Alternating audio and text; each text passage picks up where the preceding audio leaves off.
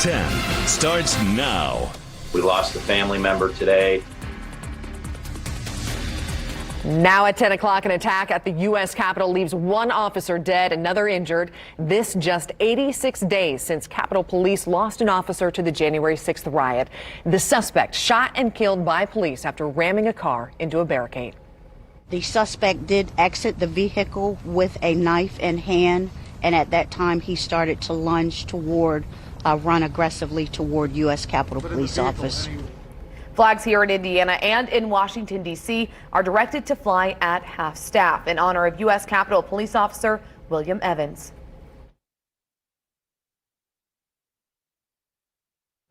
AP, CNN, and other national outlets have identified the suspect as 25-year-old Noah Green. NBC News and Fox News reported he's from Indiana, but authorities have not publicly confirmed that. The local FBI office tells us that they are providing support and assisting their law enforcement partners as needed. We have team coverage tonight, starting with News 8's Dan Klein. Yeah, he's been trying to track down details about Green's time in Indiana and his motive. Dan. Social media post, he believed he was the target of mind control from the federal government. Now, CNN was able to look at Noah Green's Facebook and Instagram accounts before they were taken down by those companies. In one post last week, he said the head of the Nation of Islam, Louis Farrakhan, had saved him from the CIA, the FBI, and the U.S. government, which he called the #1 enemy of black people. According to CNN, Green's social media accounts had several videos of Farrakhan and at one point said his faith is based on the belief that Farrakhan is his Messiah and his spiritual father. Now, CNN is reporting that Green was 25 years old and graduated from Christopher Newport University in Virginia with a bachelor's degree in finance in 2019. An online athletics bio says the person in history he'd most like to meet is Malcolm X, and according to CNN, signed a social media post, Brother Noah X. A law enforcement source has told CNN that Green had a Virginia driver's license, and his online bio lists his hometown as Covington, Virginia, a small town in the western part of the state, about an hour north of Roanoke. The acting chief of the Capitol Police said Green did not appear to be on their radar. Wish TV called the headquarters of the Nation of Islam, and we were told no comment, and then that person on the phone hung up. I've also reached out to several mosques, Islamic centers, the Muslim Alliance of Indiana, and the Indiana Muslim Advocacy Network. No one seems to know Noah Green, and several people I talked to said there's a big difference between their groups and the Nation of Islam, with interaction being basically non-existent.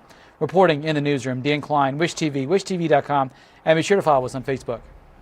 Dan, thank you. Police are still working to detail the events that led up to the death of an officer and a lockdown at the Capitol. Here's what we know so far. Capitol Police say just after 1 o'clock Friday afternoon, 25-year-old Noah Green struck a barricade outside of the U.S. Capitol in Washington with a blue sedan, initially injuring 2 Capitol Police officers. After Green hit the barricade, police say he got out of the car with a weapon. The suspect did exit the vehicle with a knife in hand, and at that time he started to lunge toward, run aggressively toward U.S. Capitol Police office. When police saw he had a knife, they say at least one of the officers pulled out a gun and shot Green. Both of the officers and the suspect were taken to the hospital. One of our officers has succumbed to his injuries. That officer is William Billy Evans. He was an 18-year veteran with the U.S. Capitol Police Force. The other injured officer, who police have not identified, is said to be in stable condition. Green later died from his injuries. This has been an extremely difficult time for U.S. Capitol Police after the events of January 6th and now the events that have occurred here today.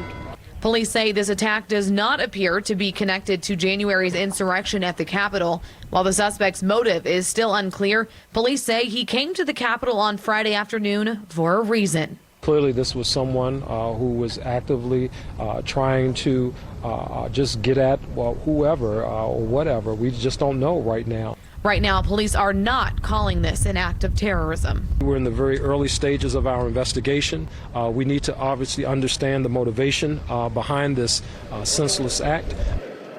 The Capitol has been cleared and is no longer on lockdown. However, the area surrounding the building will continue to be restricted, according to police. Congress is currently in recess, and few lawmakers are working in the Capitol complex, including Indiana Congressman Andre Carson. He says the news saddens him, tweeting this: "I urge law enforcement to investigate this incident thoroughly so we can ensure the safety of all who work and visit here."